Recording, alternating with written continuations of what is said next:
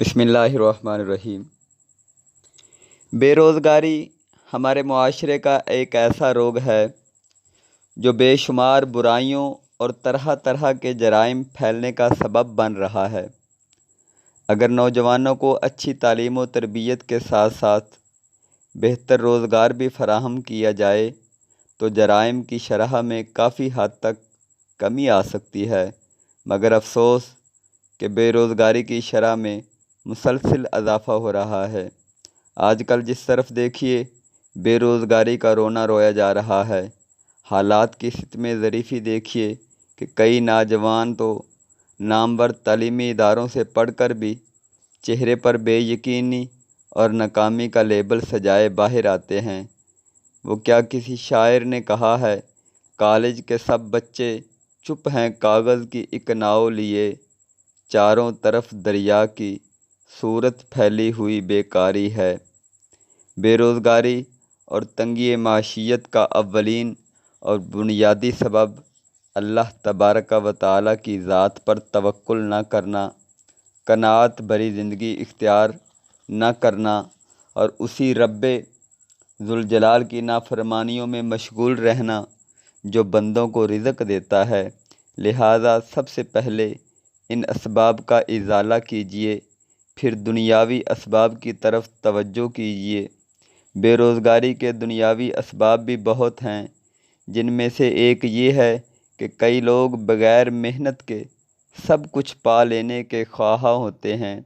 وہ کمائی کا ایسا ذریعہ چاہتے ہیں جس میں انہیں ہاتھ پاؤں ہلانے نہ پڑیں، ایک لمحے میں ترقی کے اعلیٰ درجے پر پہنچ جائیں، نوکر چاکر ہاتھ باندھے ان کا حکم سننے کے منتظر کھڑے ہوں اور حکم ملتے ہی جی جان سے اس پر عمل درآمد شروع کر دیں۔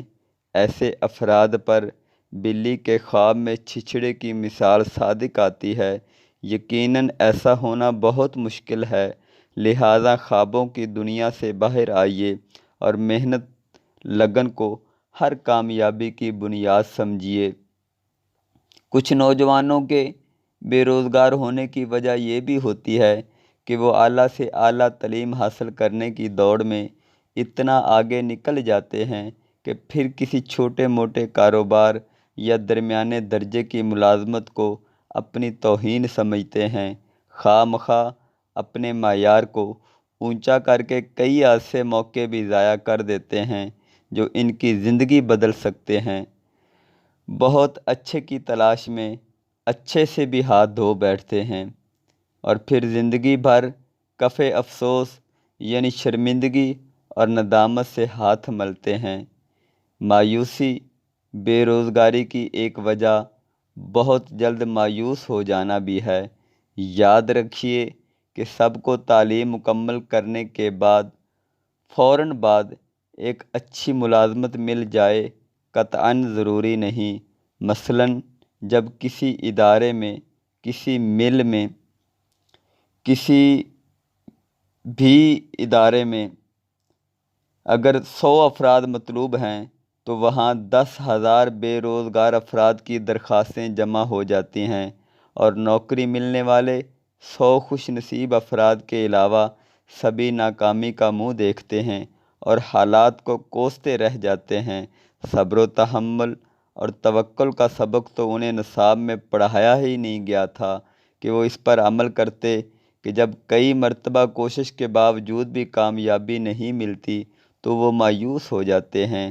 پھر کئی عاقبت نااندیش انجام کی فکر نہ کرنے والے خودکشی کو تمام مسائل کا حل سمجھتے ہوئے اس کار حرام کے مرتکب ہو کر موت کے منہ میں چلے جاتے ہیں، اور کچھ اپنی تمام تر محرومیوں کا قصوروار معاشرے کو سمجھ کر خون خوار درندے کی طرح بے قصور عوام پر چڑھ دوڑتے ہیں اور معاشرے میں جرائم کا بازار گرم کرتے ہیں۔